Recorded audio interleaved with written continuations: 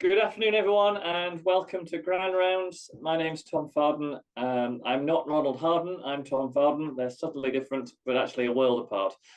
This is the annual Ronald Harden Awards, and Grand Rounds is delighted to host these awards. We've done it the last couple of years, and you can watch the previous entrants on our YouTube channel.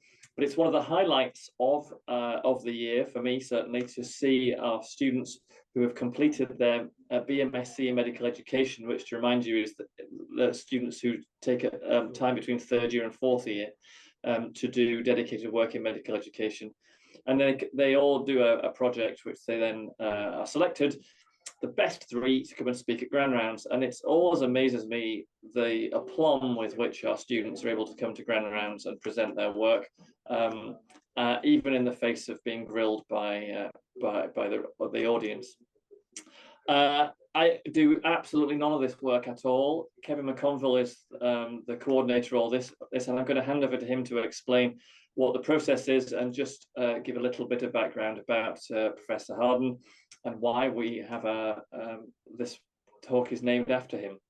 I will leave you in the capable hands of Kevin just now, whilst I have my lunch, and I'll be back to hopefully to ask some questions. Kevin, thanks very much for pulling all this together.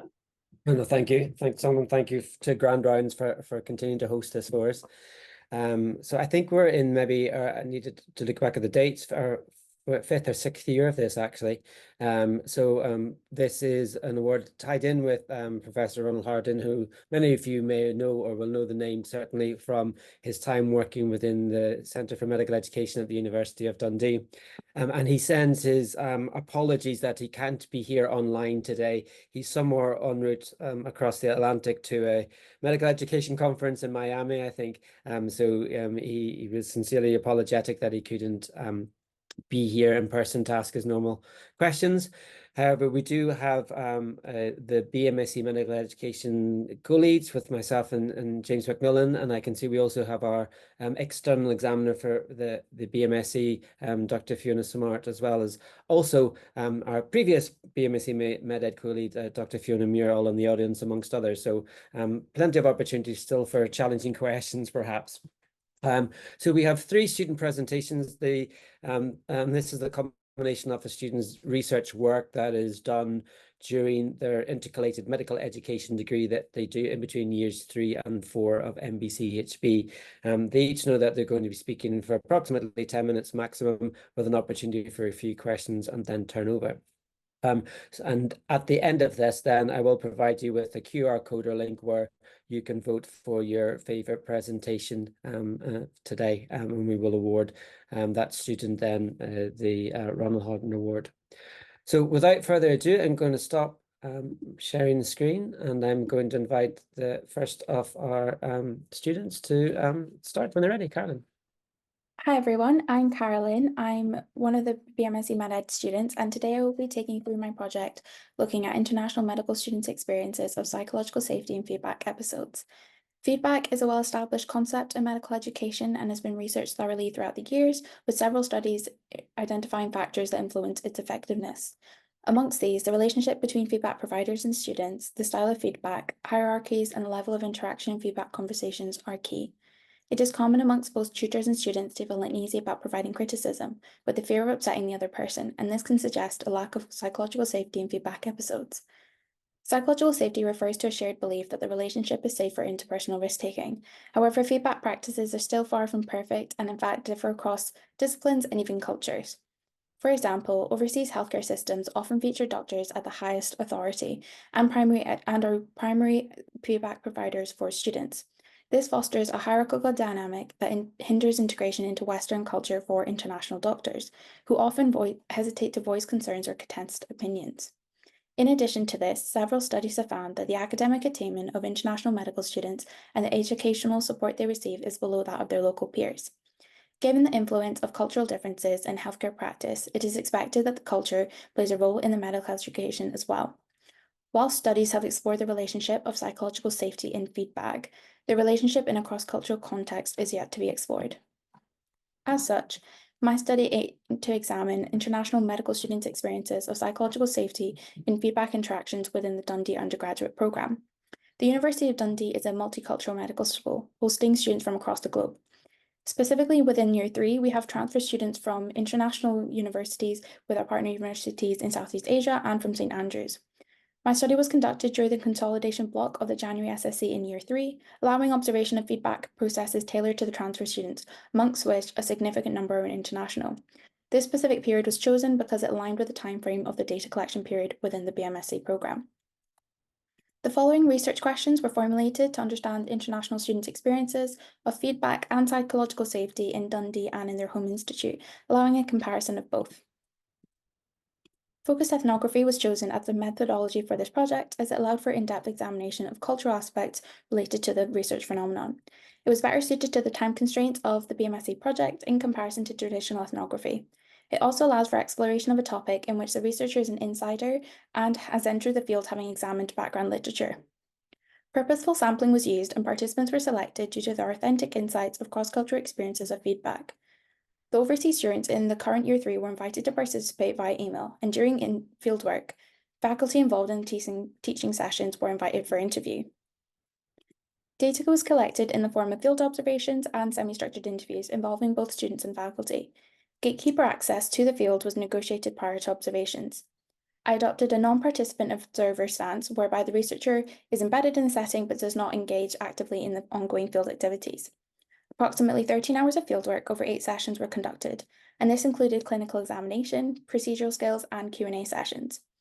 Handwritten field notes detailing the behaviours and interactions of students and staff, the setting, and the feedback processes were noted.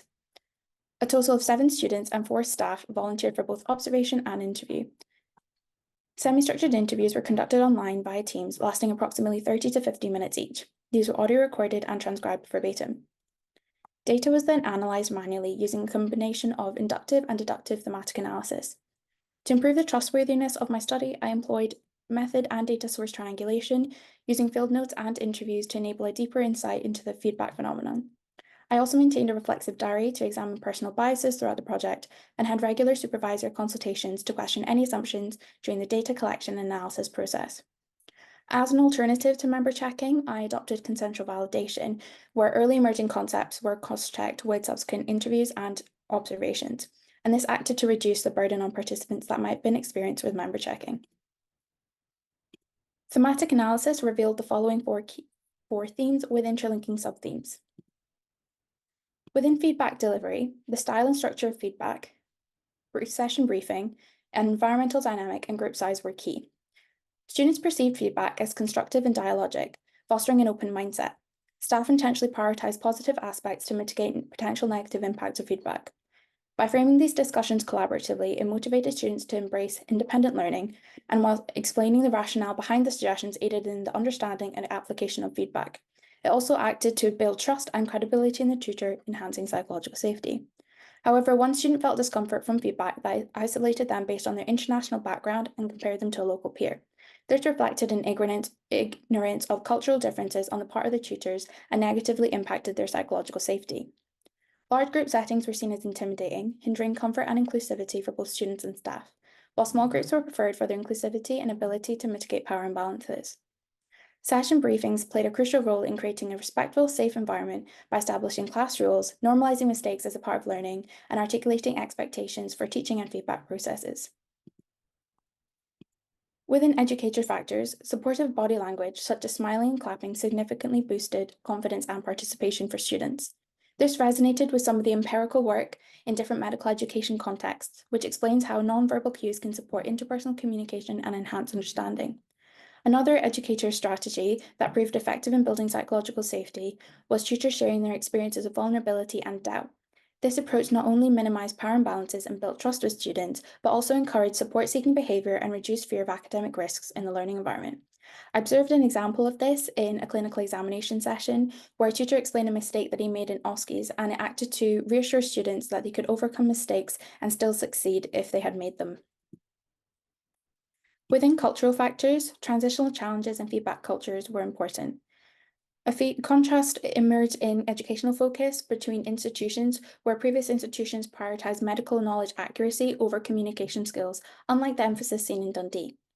As noted in existing literature, the students in the study were used to a hierarchical structure in their feedback encounters in their previous institute.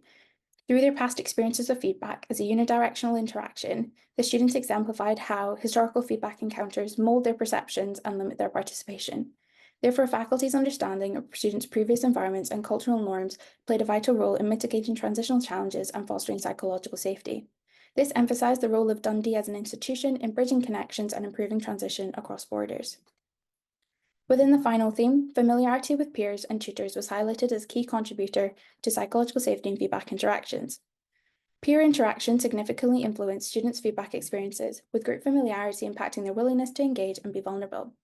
Consistency and longitudinal relationships with tutors were highlighted by both students and faculty as crucial for building trust and improving receptivity to feedback.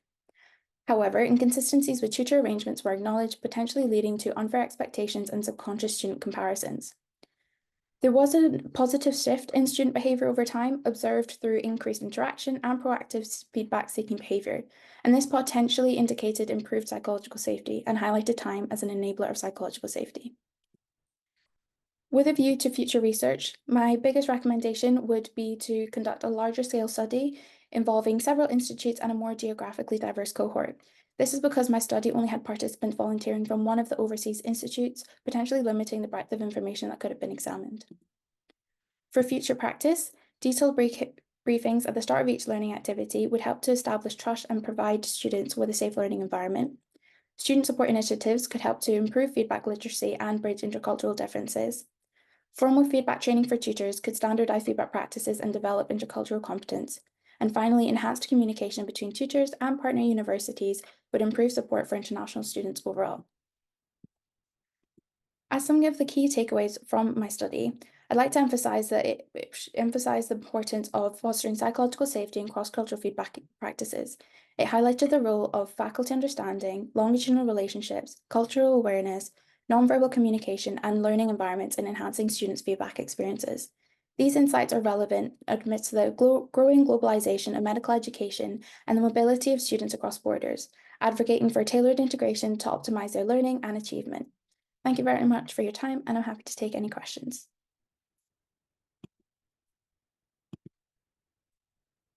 Thank you very much, Carolyn, and very much for on time within that. No prompt needed. Can I invite any questions from the audience? Maybe pop your hand up, or you can pop them into the chat, whichever works for you, depending on perhaps where you are. Can I ask one, Kevin? Yeah, thank you, Fiona. Carolyn, I really enjoyed that, and that was a lovely, confident analysis or reprise of your learning as a result of undertaking this study. Can I ask what you noticed that alerted you to this in the first place? What did you see when you were, before you actually started the study, that made you think, do you know, I want to study this because this seems to be important? What had you noticed in your education thus far? Well, I guess my interest in the area actually started from just reading about psychological safety as a topic itself. So when I was looking at BMSc projects to do, I found the conversation around psychological safety quite interesting. And psychological safety within a feedback context came up quite often as well. And my supervisor actually alerted me to a paper that I found very interesting. It was by Rola Ajawi and other authors as well. And that highlighted psychological safety in the context of GP training. So I thought that was quite interesting to see, okay, within a rural practice, what aspects relate to improving the feedback experience. And I sort of thought, okay, well, feedback has been explored a lot within medical education itself and within undergraduate training and postgraduate training. So for the scope of my project, it made sense to look at it within undergraduate. But with my experience of speaking to international students, both that were in my small group and just friends, I realized that their experiences are very different. And what they're taught in, especially when we think about the transfer program, what they're taught in their previous institute is very different at times to what we're taught here. And the transition can often be quite difficult. So I wanted to understand, is there a role in feedback in improving that transition and making it a bit easier for them to integrate into the new culture? And with the interest in psychological safety, I thought it'd be interesting to combine all of that together. That's a really thoughtful response. Thank you so much. Thank you, Fiona. Fiona Muir, I can see you have a question as well. Yes, thanks, Kevin. I'm trying to unmute myself and show my video as well at the same time. Yeah, thanks very much. Very interesting, Caroline. So my question to you is, what in your literature, if anything, did you find about postgraduate students? And the reason I'm asking is because my background now, having moved from undergrad into postgraduate, and I wonder if this is an opportunity here for us to explore further within this field of practice. So there was actually quite a lot in the literature about postgraduate training, specifically related to feedback, but also in other contexts. So some of the things are quite similar to what I've touched upon. There were lots of other findings I didn't include in my study because my focus was more on the international side, so looking at things that maybe haven't been covered before.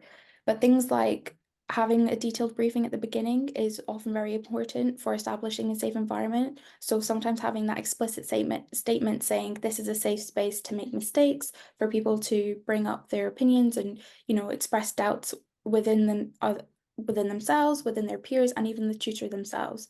So I think establishing the relationship between the students and tutors is also really important in that moment, to sort of understand that the tutor's there to help you, but their opinion isn't end all. It's not the highest of the hierarchy, as I sort of explained that might be in other cultures.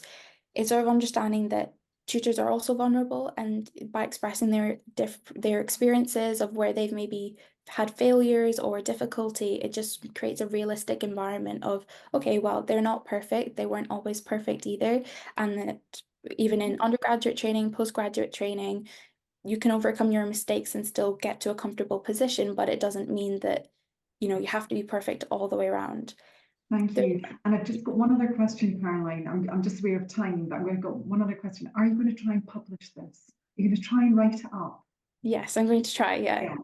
And I'm just noticing Susan Somerville's comment, one of my colleagues in CME, who's talking about one of our students and doing something very similar. So I wonder if there's even a possibility of doing a joint publication too. Good for thought. Thanks very much. Thank you very much. Thank you both for that. I'm afraid we'll have lots more discussion about that, where we do need to move on. So I'm going to invite Nicola. Nick, I think we had agreed you're having a little bit of technical challenge, so I'm going to share my screen with your slides, and then you just tell me when you want the next slide. Is that okay? Thank you very much. And hopefully you can all see the slides there. Yes? I can see them fine as well, yeah. Right. Okay, over to you. Grand. Good afternoon, everybody. Thank you very much. My name is Nicola, and I'm going to be talking about my project this year, which I've been looking at Dundee medical students who work part-time or experience financial difficulties alongside their studies. Next slide, please. Thank you. So to give a bit of background, that medical students with money worries are generally more stressed and may do less well academically. Due to the cost of medical school, jobs are often taken on to cover expenses, but that working while studying is a bit of a balancing act. So this is well documented worldwide, but there is little evidence on the slightly more personal impact of either experience. Thank you. And a lack of evidence within the UK itself, and particularly due to the unique tuition fee situation of Scottish students, the cost of living crisis and the changing demographic of medical students, it's really important, I felt, to investigate this area further. From my literature review, and some searching myself, I uncovered these research questions. So I wanted to explore what are the experiences of Dundee medical students who either experience financial difficulties or who undertake a part-time job alongside their studies, and what their perceptions of existing support services are and how can these best be optimised. For my methodology, I took a constructivist approach to be able to gather information of the participants' experiences and tell a bit of a story. And I felt that an exploratory case study methodology would be suitable to uncover some novel information, and the medical students serving as the case, and each participant's part-time job serving as a unit of analysis. I interviewed 9 MBCHB students through semi-structured interviews, which I felt were useful to give a bit of structure, to make sure I was asking the right sort of questions, but then also let me flow with the participants and really gather the richest data. I then transcribed the audio, anonymised it, and sent it to participants for member check-in to enhance credibility. And then I thematically analysed under Braun and Clark's framework using In Vivo. These were the findings from my analysis of 4 overall themes, and then there's sub-themes that sort of interlink with each other throughout. So the first theme that was uncovered was medical student finances. So most participants, 8 out of 9, relied on SAS funding, but the jobs and family contributions tended to supplement this. However, SAS was often only just covering the rent and the bills, so there weren't enough money for other living costs.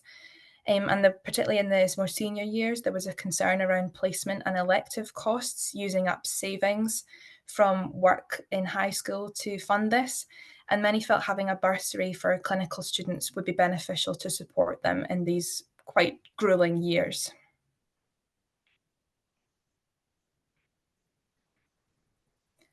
The second theme was the impact of a part-time job. So the participants that I interviewed, it was quite half and half actually, half held healthcare jobs and half held non-healthcare jobs. So both were beneficial for a clinical experience, but then also from a break from medicine. And flexibility in their job was key to fit around the quite inflexible and tough medical degree. Time management and communication skills were enhanced regardless of the job, but there was a bit of difficulty balancing these commitments, and it was felt that medicine is hard enough, and then if you add a job on top of that, it can be really grueling. And some students were missing out on valuable university time to work. The third theme came under well-being. So that working contributed to tiredness and stress, and they felt isolated as well. Juggling these multiple commitments left participants feeling really, really burnt out. And then you'll see that last point there, that a lack of free time in the semesters due to working, and then also working in the holidays, was quite difficult. People were missing out on socialising, not just due to a lack of finances, but to unsocial working hours. And one participant felt that they socialised with their work colleagues a little bit more because they actually understand what it's like to be working alongside studies.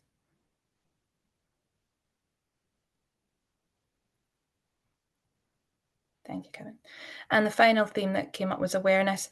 So medical school is thought to be quite an elite environment, and this seemed to be quite prominent in this study. And that awareness of both financial struggles and part-time jobs was felt to be quite poor. They felt it was something that they have to consider that their friends don't. However, it was quite positive that students felt the support services were a factor in why they chose to come to Dundee, and they felt that the medical school having an awareness would allow them to recognise that impact, regulate it, and support students in these really difficult positions as best they can.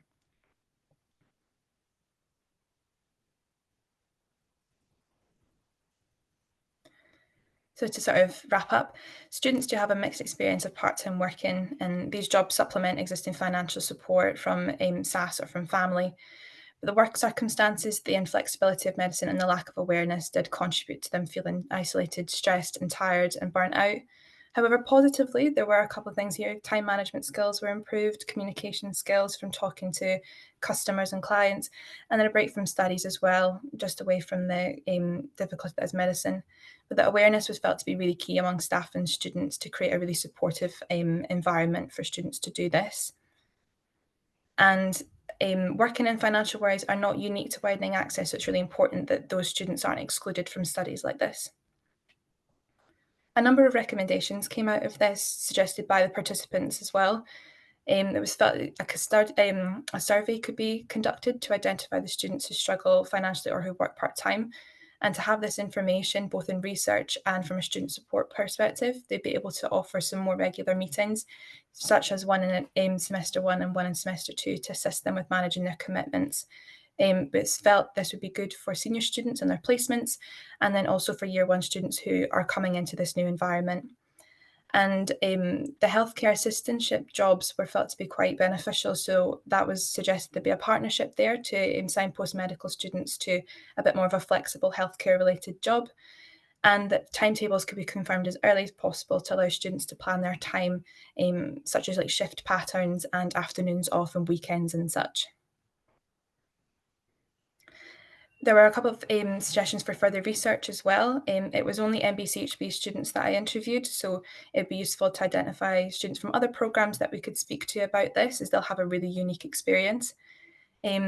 Two of my participants were senior students, and it'd be useful to go and speak to them to understand their experience on placement more acutely. It was only done at Dundee, so it would be useful to do this at other medical schools, as they'll have different demographics and different student support services, and investigate that implementation of a fixed timetable where they know they've got certain classes and certain hours, and then if teaching was to occur out with those hours, they wouldn't be penalised for not attending, and they could catch up in their own time. So these are my final thoughts, the key takeaways: that working during medical school is a bit of a balancing act. Financial support could be improved, such as through the implementation of a bursary. There are benefits and drawbacks to these different jobs, so it really is up to participants what they feel is best. And if having awareness and being able to support students with managing their commitments throughout their studies would be useful. Thank you very much, and I'm happy to take any questions you have. Stop sharing the screen. Well done, Nicola. I think there may be questions. I'm going to, as I'm partly facilitating, just ask one question around that. I don't know if you got a sense. Certainly, there was commentary about it's interesting to find that students are identified and they find student support services helpful, or maybe a choice even for Dundee. Did you get a sense from that?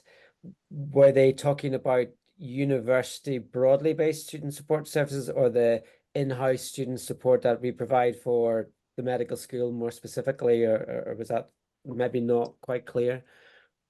That's a really good question. There was a good amount of discussion about generally as a university that Dundee was felt to be quite supportive and encouraging of the students, but they were praising the specific medicine support, saying it's really useful to have individual stuff because it is clinicians giving that support.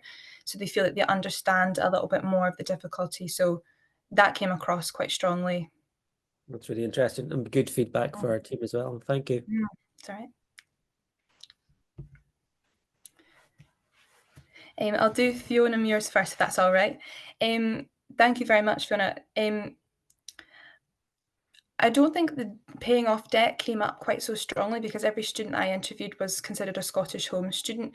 So they didn't have as much tuition debt as maybe students in other countries in the UK or abroad might have. But that wasn't particularly a discussion. If I can be a bit assumptive here and assume, I think students were more concerned about their current costs, and actually their only option for managing their costs at the moment was to take loans out. But that would be something definitely to investigate further, because I imagine that would be a concern under all of it. And they did come from a range of backgrounds. So only I had 9 participants and 2 didn't consider themselves widening access, which was interesting because I had maybe had a bit of an assumption or a thought at the beginning that maybe it's only widening access students that struggle more, or they struggle more from this. But actually it was really interesting to see that people from all sorts of backgrounds have a job alongside medicine. And hopefully I would really like to publish it if it's possible, work on that. And Fiona Smart, thank you so much. I'm interested in it because I have a job alongside my studies, so it was almost like an insider approach. I was very, very interested in that, and I felt it'd be interesting to see what the impact was. There was a possibility at the beginning of looking at the impact on their grades as such, but I sort of twisted it, and I thought I would prefer to understand their experiences as such. And how that can be improved for the student support. So mostly because I am an insider, mostly because I'm quite interested to see what other people experience and how they feel. Not a problem in using that as a starting point. Thank you very much. Thank you. And another question. Thank you so much. Nobody mentioned that existing one as such, but that would be very, very interesting to explore in person. Do you mean the like the widening access mentors for like the GP mentors? If so, then that would be really interesting to explore that further. Yeah, I was talking about the mentorship program. The reason I'm asking is because my wife's one of them. I'm just wondering if she's actually effective. But yeah, I was just wondering if anyone had mentioned that as a positive thing, or was it just not on the agenda at all?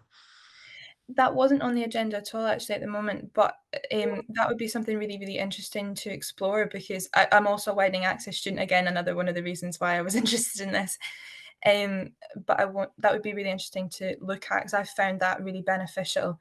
And again, having that support for widening access students would be it'd be useful to know about that. Oh, I'll maybe mention your name too, if that's all right. It's Oh, Rosie. please do. Thank you. I'd love to get involved. Thank you so much. Thank you very much, Nicola. Thank And again, a great piece of work within that. And I know that some of your colleagues are doing other work in parallel, because there are some particular jobs more for the senior years, which was one of your recommendations, I think, looking at that part-time work. So it'll be interesting to see how that those findings also evolve and are distributed over time. Thank you. So we're moving on to our last speaker this afternoon, and that is Thomas. So hi everyone, my name's Thomas, and this is my research which explores junior doctors' experiences and perceptions of values-based reflective practice. So some of you might be asking the question, what is values-based reflective practice? So VBRP, as it's more commonly known, is an NHS Education for Scotland initiative, which formally acts as a group reflective model. So it was designed to help healthcare staff deliver the care that they came into the service to provide. And it does this through reflection on one's core values and morals. So it operates as regular reflective groups among interprofessional groups of staff. So that may be staff on a ward or in a GP practice or something like that. And it's led by a trained facilitator. The content of the sessions is generated by the staff themselves, and it normally includes things like matters that have occurred in their practice. So it might be a challenge that's occurred or something that's struck a chord with a staff member in some way. And the idea is that it can act as sort of proactive and preventative activity, so reflection on action to inform reflection in action going forward.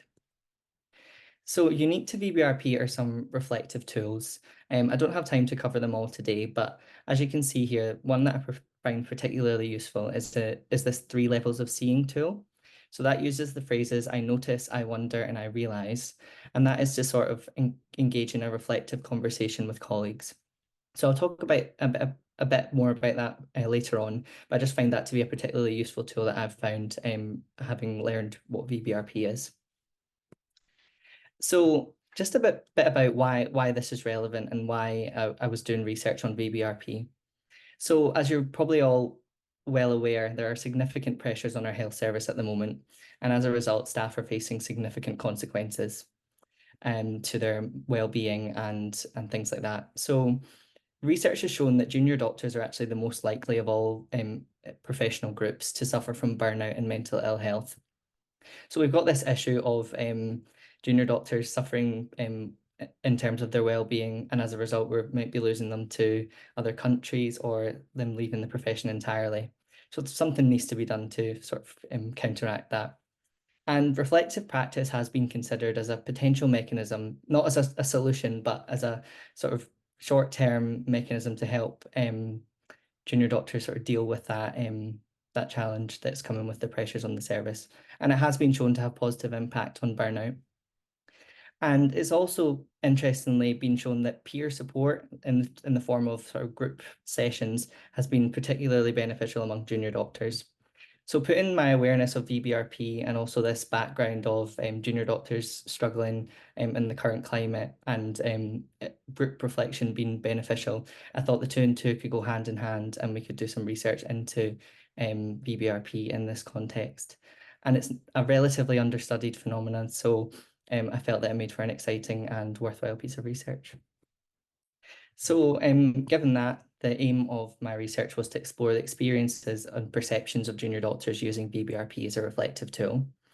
And then looking at reflection and reflective groups in my literature review, time and time again, I was seeing that these 3 areas were being cited alongside reflective practice, that being personal well-being, professional development, and person-centered care, if you can see there. So that formed my sort of 3 main objectives, and these are my research questions that I wanted to explore. So for the methodology, as I said, VBRP is a sort of understudied phenomenon, and awareness of it is quite small. So I felt that phenomenology would allow me to thoroughly explore junior doctors' experience, and it lended itself better to having a limited number of participants. So I carried out semi-structured interviews with 3 junior doctors, all from differing clinical backgrounds, which I thought was quite beneficial. And then I followed this interview guide, as you can see here, and that helped me to gain a thorough insight into the junior doctor's experiences with BBRP. And then for data analysis, I used Brown and Clark's 6-step approach. And as you can see in this diagram here, that's the sort of iterative process that I used to come up with the themes. So based on that data analysis, I came up with 4 key themes and 13 sub-themes.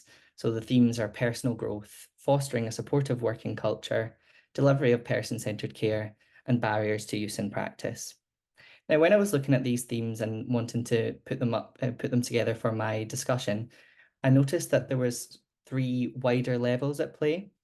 So the first theme of personal growth I felt related to the individual and the impact of VBRP on sort of personal attributes. So I felt that sort of described the influence on an intrapersonal level. I then recognised that the following 2 talked about relationships between healthcare professionals and between doctor and patient.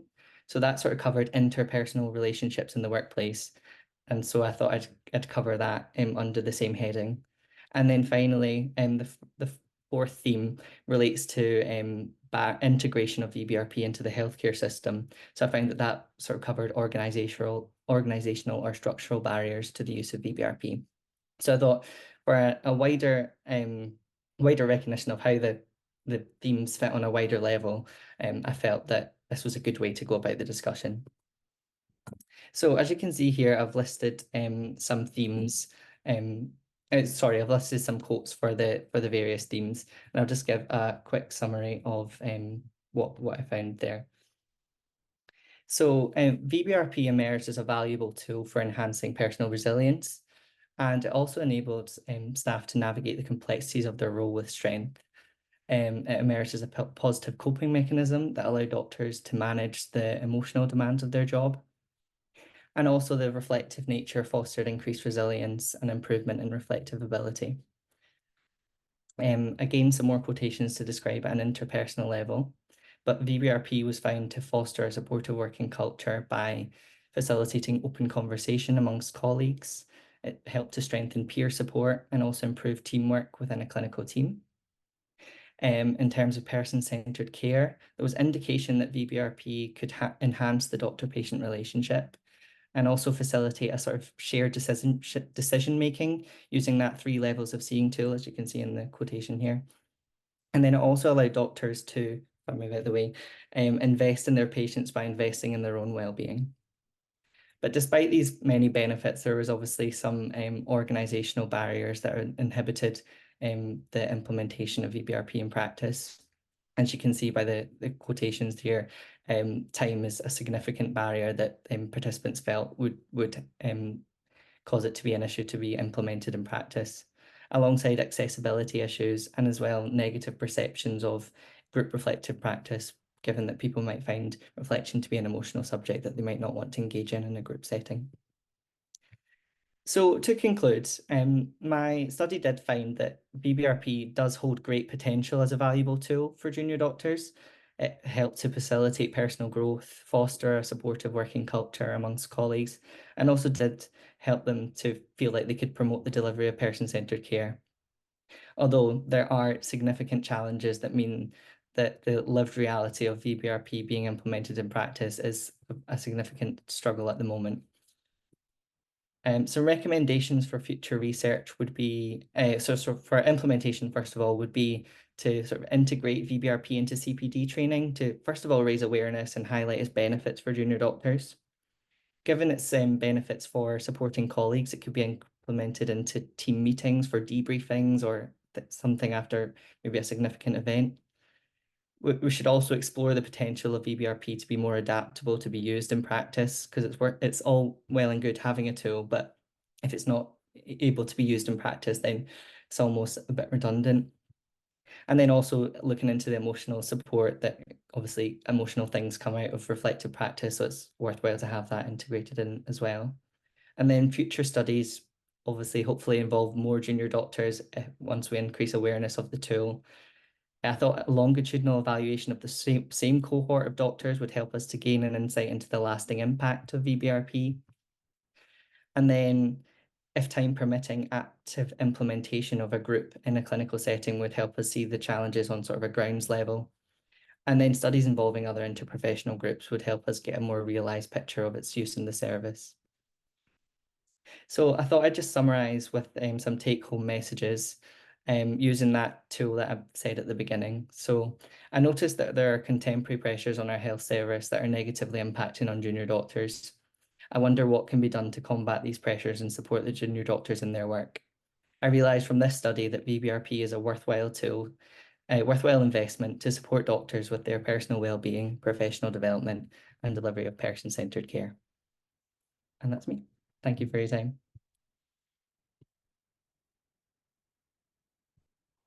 Well done, Thomas. Thank you very much for that. Thank and you. a little technical challenge in the background with the survey, which is not appearing to work. So I'll invite some questions, or you can respond to some of the questions in the chat while I just check what the heck's going on. Perfect. So I'll just have a read of this one. Could you transfer?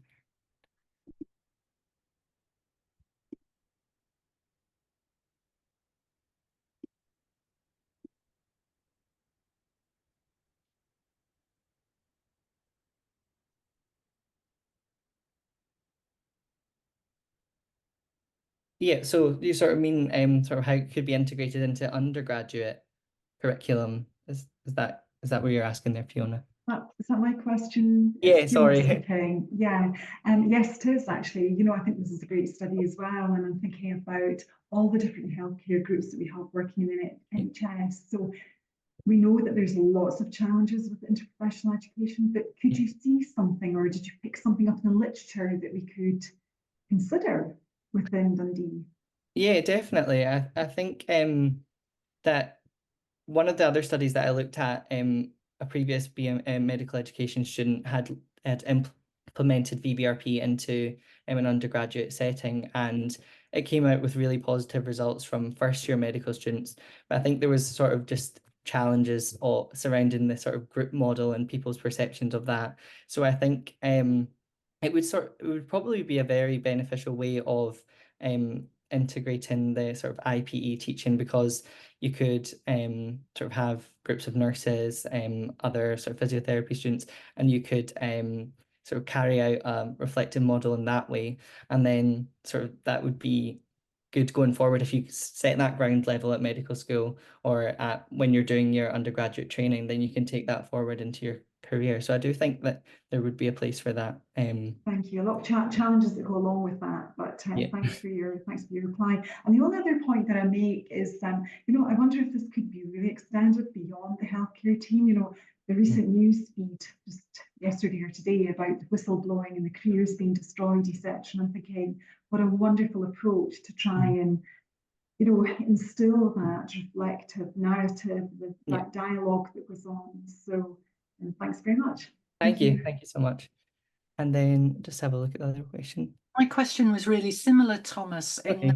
I was, you know, your focus was on junior doctors, and I was just wondering if the skill of coming into a group and practicing that reflective approach might be best embedded in the undergraduate program, so that you become good at doing it. But not only that, it just becomes an embedded tool. So, so I think it was broadly a similar question. Fiona Muir and I agreeing. That's worrying, isn't it, Fiona? It's very worrying. What I would say is that obviously the challenges to having it in clinical practice is probably quite difficult to do. So if you did have the groups established in undergraduate, then rather than having lots of values-based reflective groups in practice, you would hopefully, if you had instilled the sort of learning at an undergraduate level, have values-based practitioners going into clinical practice. Thank you, Thomas. Well done. I'll just ask you if you can come out to sharing your screen. And I will pop up this. I've popped it into the chat as you had been talking, and I'll just try and share it with us as well, the link. So just to give people a moment and via the chat or in other ways, you have an opportunity. I can see some of the comments just as I was popping this up. I agree, Susan Somerville, we really need 3 gold medals, isn't it? It was already, I find, very difficult.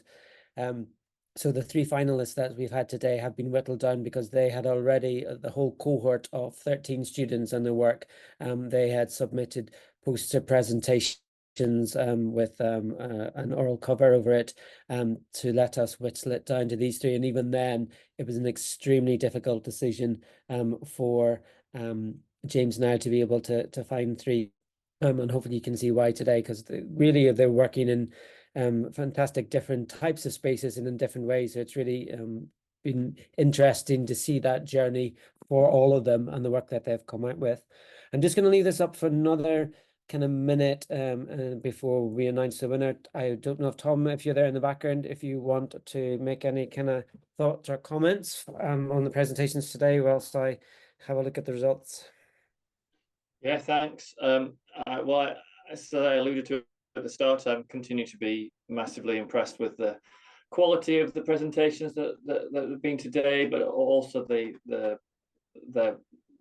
not just the work, but their presentation skills, and also the aplomb with which you handle some tricky questions at the end. So, and I was struck when you sent around the flyer last week of the topics. Actually, I thought they were very interesting topics and very topical.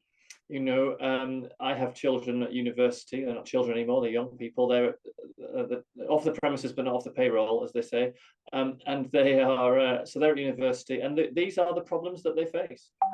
And I think it's really good that you've picked these sorts of topics, which are perhaps, well, clearly not spoken about enough. So so I enjoyed the talks very much, and thanks very much for taking the time to come and do that, and thanks to those of you who took part with the questions and the organisation.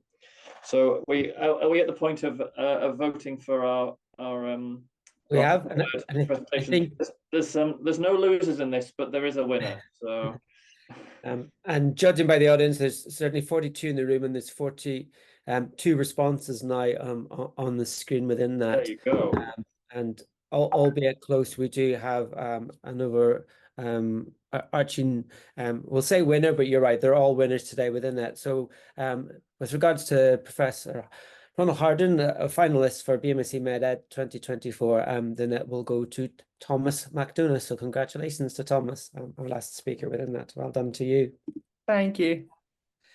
So we will see you in person, Thomas, over the next few weeks perhaps, and there will be an opportunity for a physical presentation for the award vouchers at the morning of the graduation ceremony, where the BMSCs graduate as well as MBCHB, and that's on Friday, I want to say the 20th of June. I'll double check, it's really good.